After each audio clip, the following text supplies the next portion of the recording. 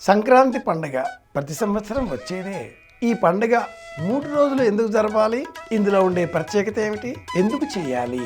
పండగ ముందర భోగి అన్న పదం మనం 2 సార్లు మాత్రమే వినియోగిస్తాం. 365 రోజుల కాలంలో ప్రతిరోజు ఒక పండగ ఉండే సంప్రదాయంలో, సనాతన ధర్మంలో భోగి అట్లా తదియ ఒకసారి వినియోగిస్తాం. రెండవసారి భోగి అని వినియోగించేది సంక్రాంతి పండుగకి ముందే. చాలా ప్రత్యేకం. తెలుగు వారికి ఉన్న పండుగలలో అతిపెద్ద పండుగ సంక్రాంతి పండుగ.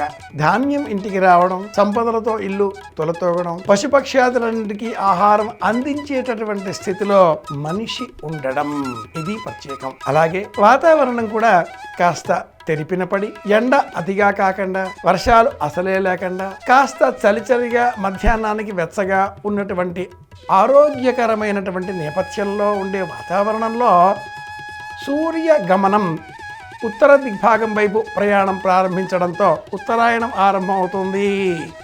ఇది దేవతలకు పగటి కాలం. ఇక నుంచి అన్నీ వివాహాలు, గృహప్రవేశాలు, బారసాలలు, శుభాలే. అందుకోసం ఈ సంక్రాంతిని పెద్ద పండగ అన్న పేరిట మన వారంతా నిర్వహిస్తారు.